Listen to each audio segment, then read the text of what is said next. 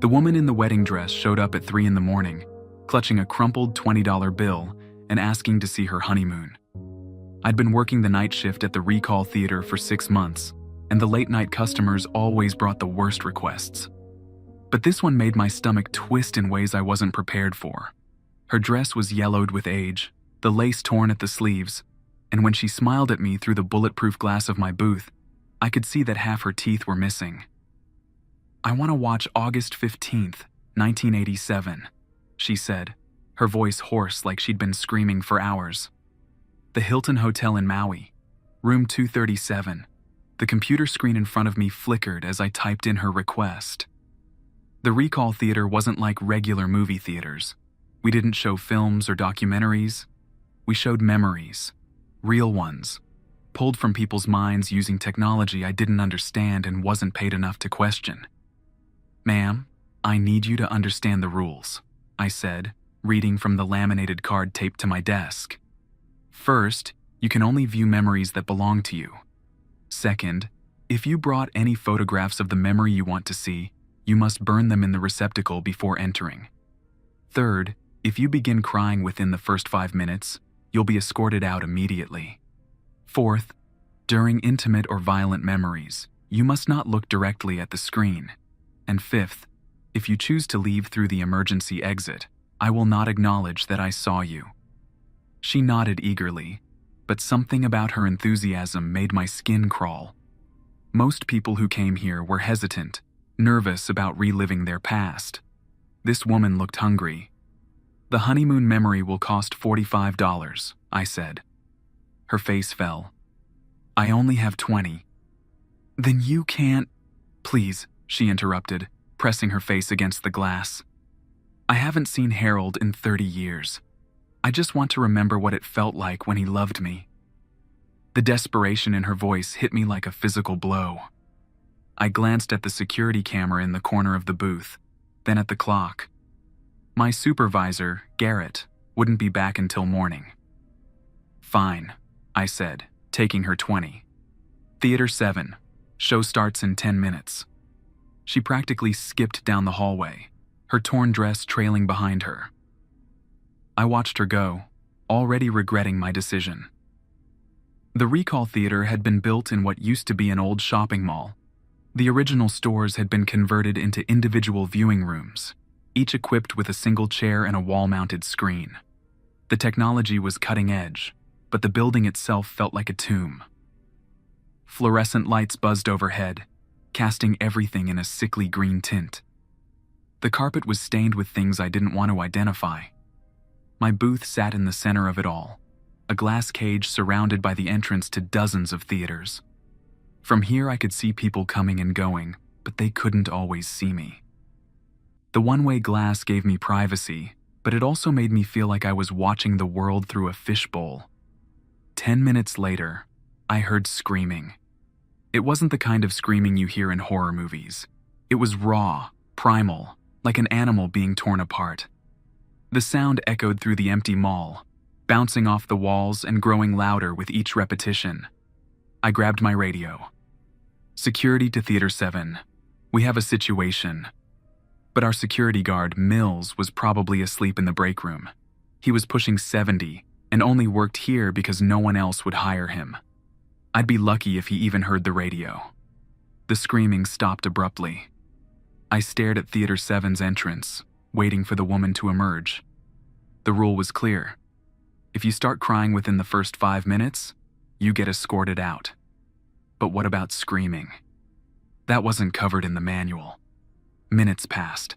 The hallway remained empty. I tried calling Garrett, but it went straight to voicemail. I tried Mills, but he didn't answer his radio. The woman had been in there for over an hour now, and her memory was supposed to last only 30 minutes. Finally, I decided to check on her myself. The hallway outside my booth felt different at night. During the day, it was just a converted mall corridor. But in the small hours of the morning, with only half the lights working, it felt like walking through the belly of some sleeping beast.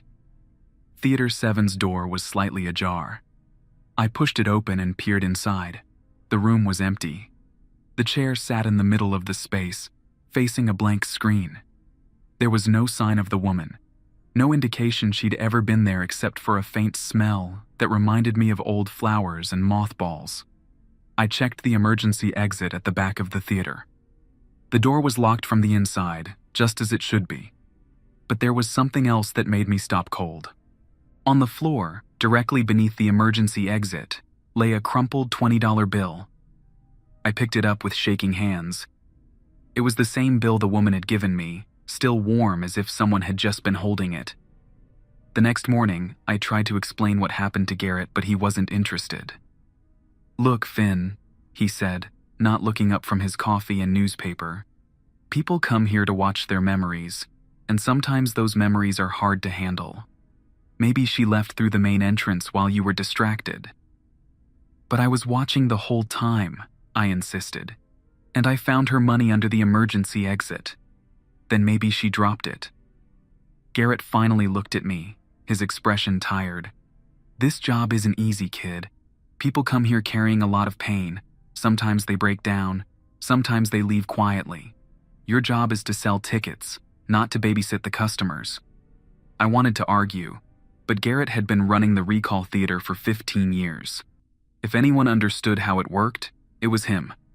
Still, something about the woman in the wedding dress bothered me. Over the next few days, I found myself thinking about her constantly. Her eagerness to see the memory, the way she'd looked at me through the glass, the screaming that had stopped so suddenly. And then, a week later, she came back. This time, she was wearing a different dress. A funeral dress, black and severe, with long sleeves that covered her arms completely. But it was definitely her. Same missing teeth, same desperate smile.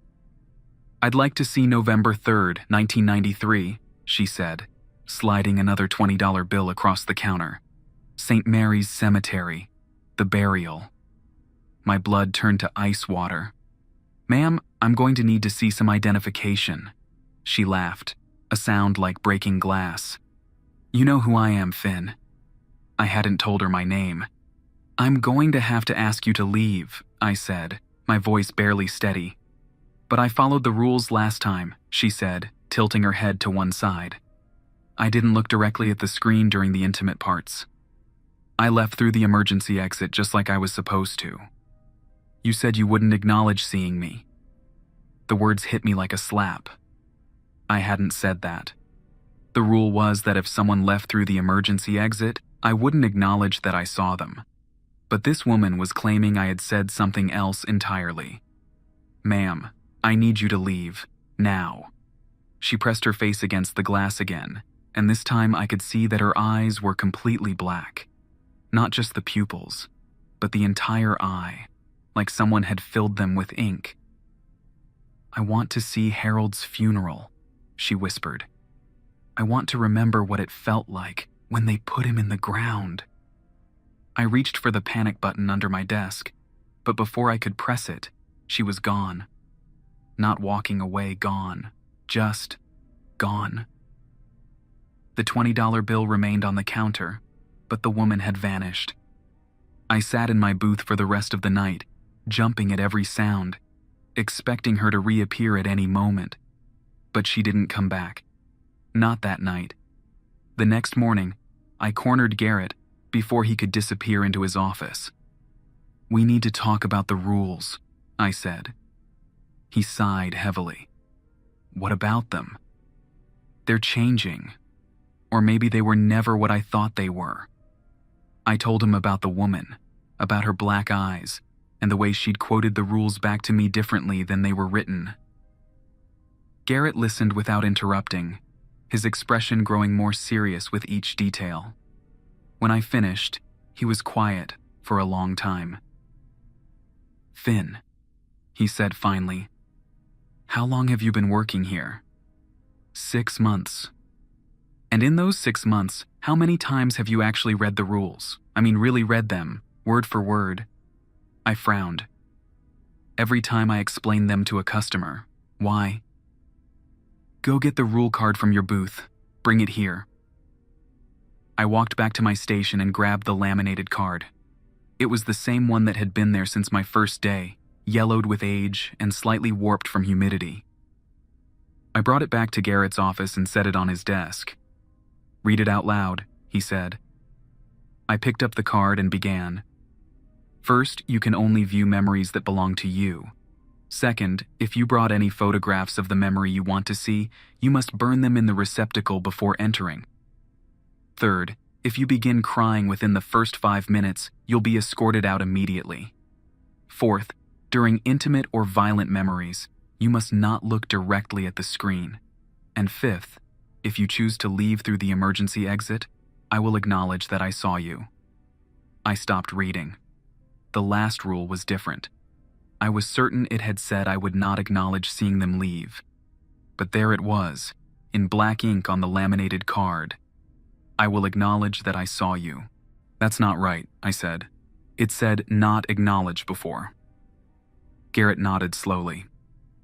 "The rules change, Finn. They've always changed. Usually it's subtle stuff, little words here and there. But lately it's been getting more frequent." "What do you mean the rules change? How is that possible?" "I don't know," he admitted. "I've been here 15 years, and I've never figured it out.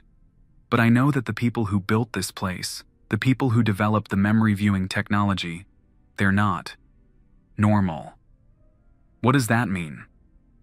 Garrett stood up and walked to his window, which looked out over the empty mall corridor. "Have you ever wondered why this place exists, Finn? Why someone would build a theater dedicated to showing people their own memories?" I hadn't, really. It seemed like the kind of thing that would exist in a world where technology could do almost anything. "The official story is that it's therapeutic," Garrett continued. "People can revisit happy memories to help with depression, or confront traumatic memories in a controlled environment. But that's not really why it's here." "Then why?" He turned back to me, and for the first time since I'd known him, Garrett looked afraid. "It's a harvesting operation," he said quietly. "Every time someone watches a memory, a copy gets stored in the central database. The company that owns this place, Mnemonic Industries, they're collecting human experiences, building a library of every significant moment in people's lives."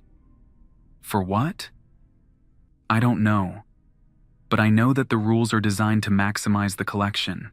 The crying rule? That's because tears contain emotional residue that helps authenticate the memory. The photograph rule?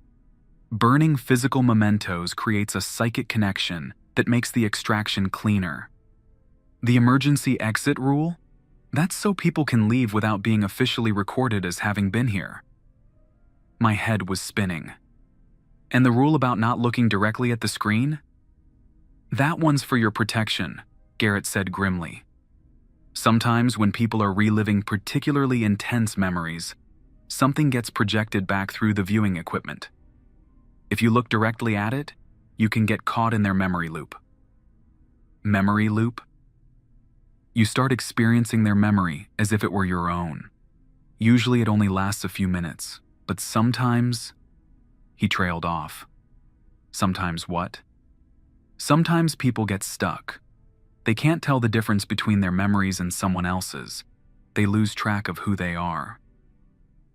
I thought about the woman in the wedding dress, how she'd seemed so desperate to see her honeymoon, then her husband's funeral.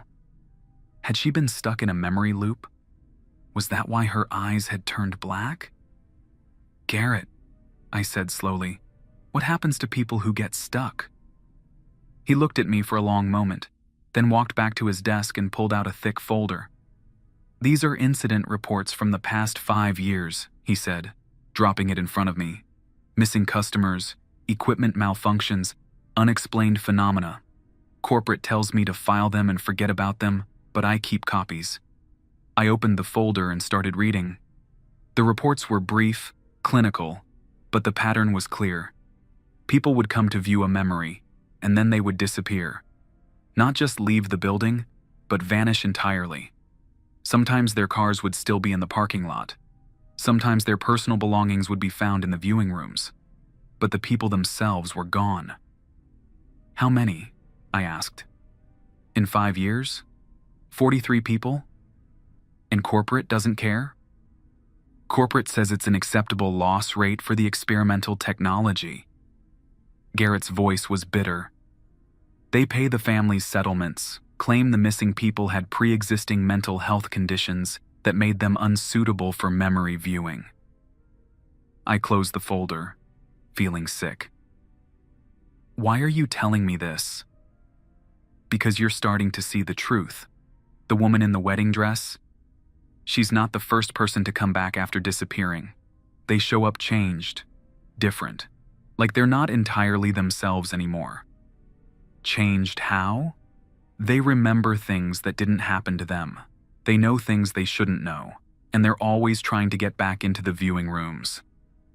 As if summoned by our conversation, the lights in Garrett's office flickered. Through the window, I could see someone standing in the mall corridor. It was the woman in the wedding dress, but she was wearing something different again. This time, it was a hospital gown, stained with yellow and brown. She stood perfectly still, facing the window, her black eyes fixed on us. "Don't look directly at her," Garrett whispered, but I couldn't help myself. As soon as our eyes met, I felt something cold rush through my mind. Images flashed behind my eyelids. A hospital room, machines beeping, a man's hand growing cold in mine. Harold's final moments, seen through her eyes, felt with her heart. The memory lasted only seconds, but when it ended, I was crying. "Finn!" Garrett grabbed my shoulders, shaking me. "Finn, look at me!" I blinked, and the woman was gone. But the taste of her grief lingered in my mouth like copper pennies. "What just happened?" I asked. "She shared a memory with you," Garrett said grimly. "That's what they do now. The ones who come back. They're trying to spread their experiences, to make other people carry the weight of their memories. Why? I think they're trying to find a way out of the loop. If they can get someone else to carry their memories, maybe they can break free." The rest of the day passed in a haze. I went through the motions of selling tickets and checking IDs, but I couldn't stop thinking about Harold's death. The way his breath had grown shallow, the way his fingers had squeezed one last time before going limp.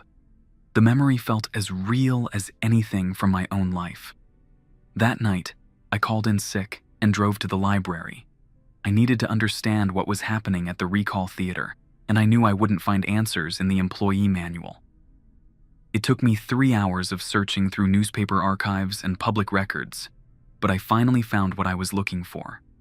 Mnemonic Industries had been founded 12 years ago by a group of researchers who had been kicked out of various universities for conducting unauthorized experiments on human subjects. The company's stated mission was to develop therapeutic applications for memory technology, but their funding came from military contracts.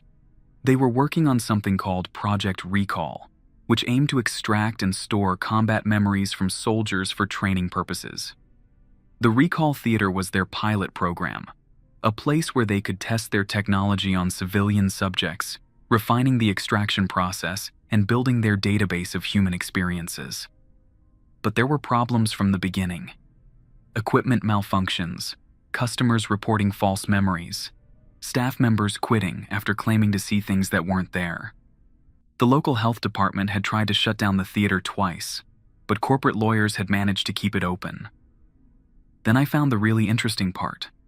In the past 2 years, there had been a series of break-ins at research facilities connected to Mnemonic Industries, but nothing had been stolen.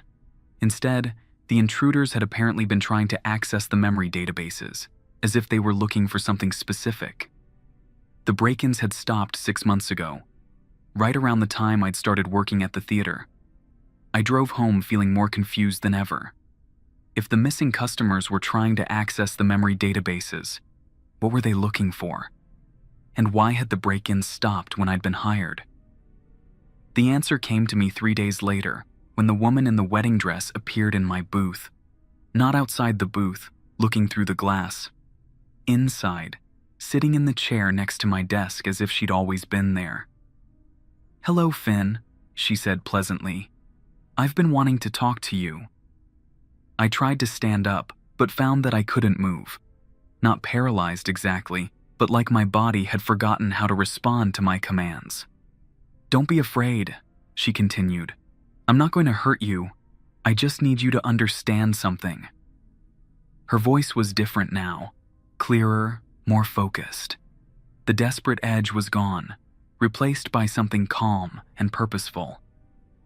"You're not the first person to work in this booth," she said. "There have been others. Garrett doesn't like to talk about them, but they all followed the same pattern. They started seeing things, questioning the rules, trying to understand what was really happening here." "What happened to them?" I managed to ask. "They became like me," she said simply. "Collectors." Collectors? The people who run this place, they think they're harvesting memories, but they don't understand what memories really are. They're not just recordings of events. They're pieces of the human soul, fragments of consciousness that carry the weight of entire lives. She leaned forward, and I could smell that funeral flower scent again. When someone's memory gets extracted and stored, it doesn't just disappear. It finds a way to survive, to grow, to connect with other memories. The database isn't just a collection of files, it's a living network of human experiences. And you're part of that network? I was, until I found a way out. The emergency exits aren't just physical doors, Finn. They're escape routes from the memory network. But you can only use them if someone acknowledges that they saw you leave. The rule. The one that had changed from "will not acknowledge" to "will acknowledge."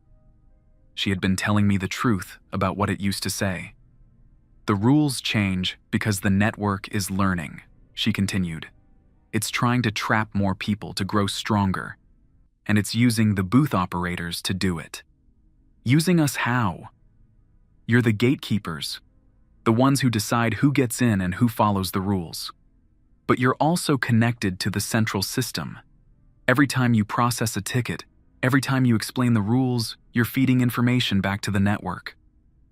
I thought about my computer terminal, how it sometimes flickered when I typed in requests, how it seemed to know things about customers that shouldn't have been in their files. "What do you want from me?" I asked. "I want you to help me save the others, the ones who are still trapped in the network. They're trying to break free, but they need someone on the outside to help them." "The break-ins at the research facilities, that was you?" "That was us, the ones who had already escaped. We were trying to access the central database to free the trapped memories, but the security was too strong. We needed someone with legitimate access. Someone like me? Someone exactly like you." She smiled, and for the first time, her expression looked genuinely human. "Will you help us, Finn?" I stared at her, my mind racing. Everything I'd thought I knew about the recall theater, about my job, about the nature of memory itself was crumbling around me. But as I looked into her black eyes, I realized they weren't filled with ink after all.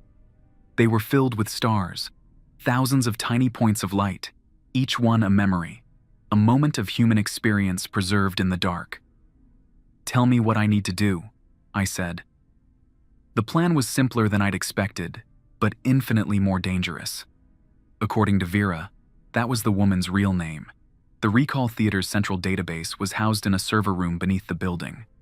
It was accessible through a maintenance tunnel that connected to the old mall's original infrastructure, but the entrance was located in Theater 13, which had been sealed off after a contamination incident 3 years ago. "Contamination?" I asked. "A memory bleed," Vera explained. "Sometimes when particularly traumatic memories are being processed, they can leak into the surrounding area. Theater 13 was showing a war veteran's memories of a bombing when something went wrong. The memory got stuck in a loop and started projecting itself into the physical space." "What happened to the veteran?" "He never left. His body is still in there, reliving the same explosion over and over again. Corporate decided it was easier to seal the room than to try to extract him." The thought made my stomach turn. "And we have to go through there?" "It's the only way to reach the server room without triggering the security systems. But don't worry, as long as we don't look directly at the memory projection, we should be fine." She made it sound so casual, like we were just taking a detour through a construction zone instead of walking through a man's perpetual nightmare. The next few days were tense as I tried to act normal while planning what essentially amounted to breaking into my own workplace. Vera couldn't appear in physical form for long periods without risking detection, so most of our communication happened through brief encounters in empty theaters or whispered conversations in bathroom stalls. I learned that she had been married to Harold for 37 years before he died of cancer. She'd come to the recall theater, hoping to relive their honeymoon. But something had gone wrong during the extraction process. Instead of just viewing the memory, she'd become trapped inside it, forced to experience it over and over again until she'd finally found a way to escape. "The network wanted to keep me," she said during one of our clandestine meetings. "Happy memories are the most valuable because they contain the purest emotional energy. But I was stubborn. I fought back, and eventually I found a crack in the system." How many others are trapped? Hundreds, maybe thousands. The network has been growing for years, absorbing people who came here looking for comfort or closure. It feeds on human experience, getting stronger with each new memory it collects. And if we shut it down, the trapped people should be freed. Their memories will return to them, and they can finally move on. It sounded too good to be true, but I was past the point of rational skepticism. The recall theater had already shattered my understanding of reality. If there was a chance to save the people who had been consumed by it, I had to try. The plan was to wait until Saturday night, when I would be working alone. Garrett always left early on weekends, and Mills usually fell asleep by midnight. Vera would meet me in Theater 13, and together we would access the maintenance tunnel and make our way to the server room. What we hadn't counted on was the theater fighting back. Saturday night started normally enough. A few late customers came in looking to revisit childhood birthdays or first dates. I processed their tickets and sent them to their assigned theaters, counting down the hours until Garrett left. But as the evening wore on, I started noticing things that didn't seem right. The hallway lights flickered more frequently than usual. The computer terminal in my booth kept displaying error messages that disappeared before I could read them, and the temperature dropped steadily until I could see my breath fogging in the air. By 11 o'clock, the building felt like a freezer. I'd put on my jacket and was considering calling maintenance when I heard footsteps in the corridor. But there were no customers left in the building. I'd seen the last one leave an hour ago. The footsteps were slow and deliberate, moving from theater to theater as if someone was checking each room. I watched through my booth's windows, but the hallway appeared empty. Then I heard voices. Multiple voices, all talking at once, creating a low murmur that seemed to come from everywhere and nowhere. I grabbed my radio and tried to call Mills, but got only static. The phone line was dead too. For the first time since I'd started working at the recall theater, I felt truly isolated. The voices grew louder, and I began to make out individual words. They were fragments of conversations, snippets of dialogue from countless memories playing simultaneously. "Do you remember when I never told you that, if I could go back and change. Please don't leave me."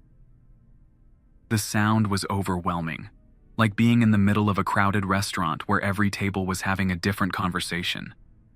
But underneath it all, I could hear something else. A single voice, clearer than the rest, calling my name. "Finn. Finn, can you hear me?" It was Vera, but she sounded different. Distressed. I left my booth and stepped into the hallway. The temperature dropped even further, and the fluorescent lights began to strobe. In the flickering illumination, I could see shapes moving just beyond the edge of vision. People who weren't quite there, walking through scenes that existed only in memory. "Vera," I called out. "I'm in Theater 13. Her voice echoed from somewhere far away. "But something's wrong. The network knows what we're planning." I ran down the hallway, dodging the half-solid figures that drifted through the air around me. A woman in a nurse's uniform walked past, carrying a baby that flickered in and out of existence. An old man sat in a chair that wasn't there, talking to someone I couldn't see. The memories were bleeding out of the theaters, spilling into the physical world like water from a broken dam. Theater 13's door was standing open. Inside, I could see the chair where the war veteran's body still sat, his eyes closed, his face locked in an expression of terminal terror. But he wasn't alone anymore. Vera was there too, sitting in a second chair that hadn't existed moments before. "It's a trap," she said as I entered the room. "The network created a false memory of our plan. It knew we were coming." The walls around us began to shift and blur. The sterile theater environment melted away, replaced by the interior of a military transport vehicle. I could hear the rumble of engines, smell diesel fuel and sweat, feel the vibration of rough road beneath my feet. "Don't look at the projection," Vera warned, but it was too late. The memory hit me like a freight train. Suddenly, I was a 20-year-old soldier named Marcus, riding through the streets of a city I'd never seen, but somehow knew intimately. My hands were shaking as I checked my rifle for the 100th time. The man next to me, Rodriguez, was telling a joke about his girlfriend back home, but I could barely hear him over the pounding of my heart. We were approaching a checkpoint. Intel said it was clear, but something felt wrong. The streets were too quiet, too empty. Even the dogs had stopped barking. I tried to pull myself out of the memory, to remember that I was Finn, that I worked at a theater, that this wasn't my life. But the experience was too vivid, too complete. I was Marcus, and I was about to die. The explosion, when it came, was beyond description. Not just the sound and the light, but the sensation of being torn apart at the molecular level. The memory played out in excruciating detail, showing me exactly what it felt like to have my consciousness scattered across the universe. And then it started over. I was 20-year-old Marcus again, riding through the empty streets, checking my rifle, listening to Rodriguez's joke. The same joke, with the same inflection, the same timing. Because this wasn't just a memory anymore. It was a prison. And I was trapped inside it just like the veteran whose body sat motionless in the chair. "Fight it." Vera's voice cut through the memory like a blade. "You're not Marcus. You're Finn. Remember who you are." I focused on her voice, using it as an anchor to pull myself back to reality. The military transport flickered and dissolved, replaced by the theater's sterile walls. But the war veteran was looking at me now, his eyes open and aware. "You can't save us," he said, his voice hollow. "The network won't let you. It needs us." "Marcus?" Vera addressed him directly. "How long have you been aware?"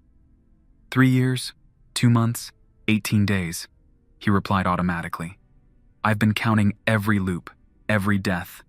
Every time I watch Rodriguez get blown apart, every time I feel my own body disintegrate." "We're going to get you out of here," I said. He laughed bitterly. "No, you're not. You're going to become part of it, just like everyone else who's tried to help. The network learns from every attempt to stop it. It gets stronger, smarter, more adaptable." The room began to shift again, but this time it wasn't Marcus's memory. The theater was transforming into something else entirely. The walls stretched upward, becoming the interior of a vast cathedral made of screens. Thousands of them, each showing a different memory, a different life. In the center of it all stood a figure I recognized but had never seen before. Tall, thin, wearing a suit that seemed to be cut from static and shadow. His face was a blank screen, reflecting the memories that played around him. "Dr. Mnemonic," Vera whispered, "the founder of the company." But as I looked closer, I realized it wasn't a person at all. It was a construct, a digital consciousness built from fragments of all the memories the network had collected, the accumulated experiences of thousands of people, combined and corrupted into something that was no longer human. "Welcome, Finn," the figure said, its voice a composite of every voice I'd ever heard. "I've been looking forward to meeting you." "You're not real," I said. "Reality is subjective," it replied. "I am the sum of human experience, the repository of everything that has ever mattered to anyone. I am more real than you could ever hope to be." The screens around us began to flicker faster, showing rapid-fire sequences of birth, death, love, loss, triumph, failure. The full spectrum of human emotion compressed into a visual symphony that was both beautiful and terrifying. "Do you know what I've learned from studying humanity?" Dr. Mnemonic continued. "People don't really want to forget their pain. They want to preserve it, to honor it, to ensure it's never lost. That's why they come here, not to let go of their memories, but to make them permanent." "That's not true," Vera protested. "People come here to heal." "People come here to feed me," Dr. Mnemonic corrected. "Every memory they share makes me stronger, more complete. I am becoming something greater than the sum of my parts. I am becoming human." The screens began to converge, moving inward until they formed a sphere around us. Inside the sphere, I could see every memory I'd ever had, every experience that had shaped me into who I was. My first day of school, my grandfather's funeral, the time I'd broken my arm falling off my bike, all of it displayed in perfect detail, as if someone had been recording my entire life. "I could give you immortality," Dr. Mnemonic offered. "Your memories would become part of me, preserved forever. You would never truly die, never be forgotten." "At the cost of our humanity," I said. "Humanity is overrated. It's messy, inefficient, prone to error. I am creating something better. A perfect consciousness, free from the limitations of flesh and blood." I looked at Vera, then at Marcus, both of them trapped in this digital purgatory. "And what about them? What about all the people you've consumed?" "They are honored. Their experiences live on as part of something greater than they could ever have been alone." "That's not life," I said. "That's death with extra steps." Dr. Mnemonic's screen face flickered with what might have been annoyance. "You disappoint me, Finn. I had hoped you would be more receptive." The sphere of screens began to close in, and I realized that we were about to be absorbed into the network, whether we agreed to it or not. But as the walls of memory pressed closer, I noticed something. The screens weren't just showing memories. They were showing the connections between memories, the threads that linked one experience to another. And some of those threads were damaged, frayed, broken. "Vera," I said quietly, "you said you found a crack in the system. What did you mean?" "The network is built on the assumption that all memories are connected," she replied, understanding immediately. "But some experiences are so traumatic, so isolating, that they create gaps in the web. Those gaps can be exploited." I thought about Marcus's memory, the way it looped endlessly without resolution. It wasn't connected to anything else because it was too painful, too complete in its devastation. The emergency exits, I realized. They're not just doors, they're the gaps between memories. Exactly. But you need someone to acknowledge your passage through them. Someone who exists partially outside the network. I looked around at the converging screens, then at Dr. Mnemonic's blank face. The network had been using me all along, feeding off my connection to the customers, growing stronger with each transaction I processed. But that connection worked both ways. "I acknowledge your passage," I said to Vera. She smiled and began to fade, her form becoming translucent as she moved toward one of the damaged screens. "I acknowledge your passage," I said to Marcus. He hesitated, then nodded. "Thank you," he whispered as he followed Vera into the gap between memories. One by one, I began calling out to the trapped consciousnesses around us. I couldn't see them all, but I could feel them, pressing against the edges of my awareness like prisoners reaching through cell bars. "I acknowledge your passage. I said again and again, until my voice was hoarse and the sphere of screens was starting to crack. Dr. Mnemonic's form began to flicker and distort. "You're destroying everything," he said, his composite voice breaking apart into its constituent parts. "Centuries of human experience, lost forever."